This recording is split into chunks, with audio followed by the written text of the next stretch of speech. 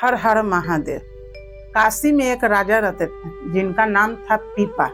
उनके पास धन संपत्ति सेना बहुत था, वो धर्मात्मा खुद भी थे, लेकिन उनके पास आत्मबोध नहीं था, आत्मज्ञान।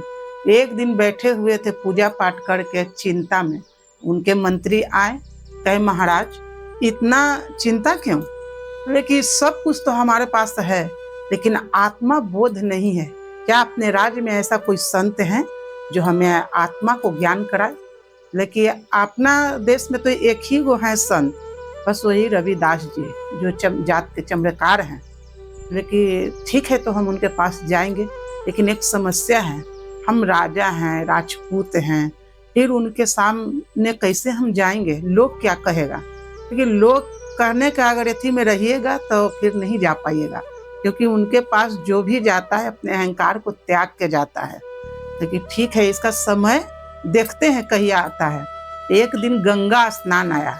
गंगा स्नान में सब गांव के आदमी चले गए गंगा स्नान करने के लिए।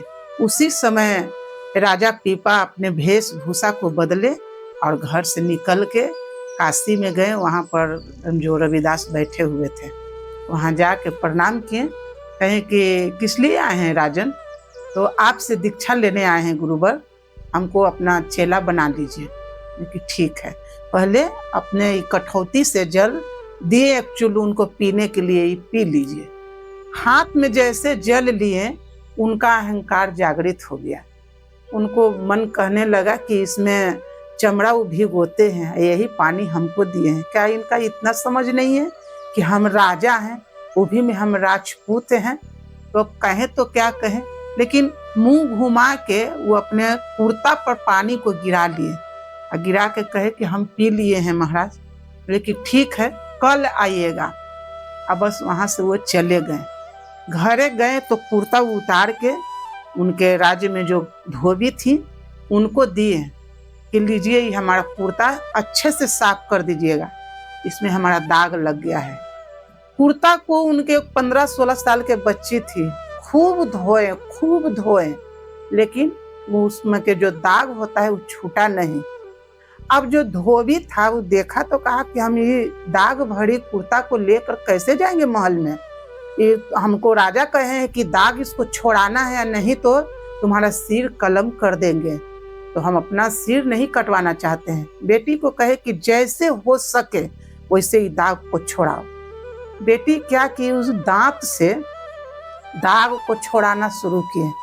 अब जो में से जो निकलता था वो बाहर नहीं फेंकते थे, वो सीधे अपने अंदर घोंट ले जाते थे। वो पीने के बाद जो उनका में आत्मा ज्ञान हुआ, तो घाट पर ही बैठे बैठे उनका बेटी कहने लगे, परमात्मा एक है, हर जीव में परमात्मा है, कण कण में परमात्मा है, अपने आप को जानो।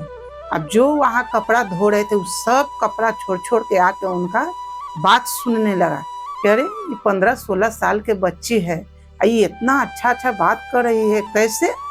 लेकिन इसमें लगता है कि देव ये शक्ति आ गया है।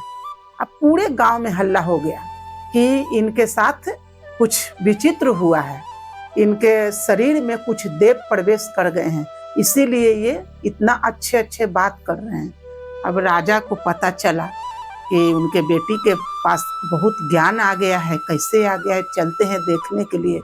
तो उनके घर गए।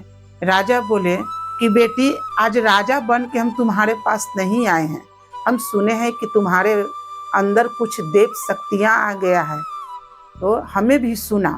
बोले कि महाराज, ये देव शक्तियाँ आप ही को दिया हुआ है।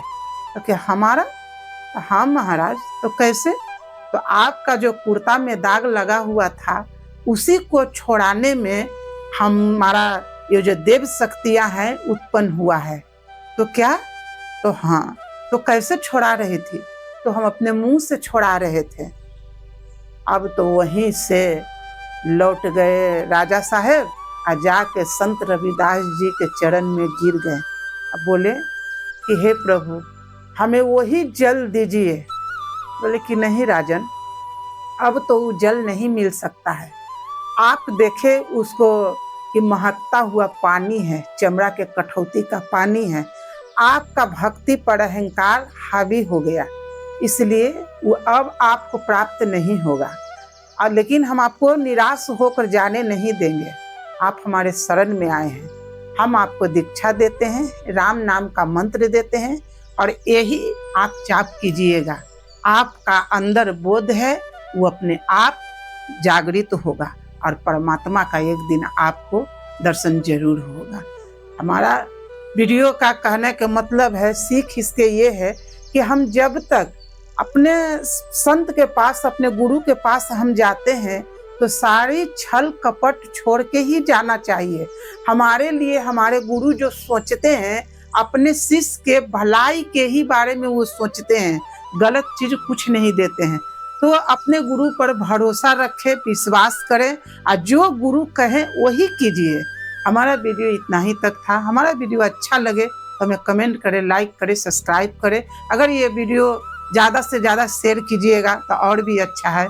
हर हर महादेव।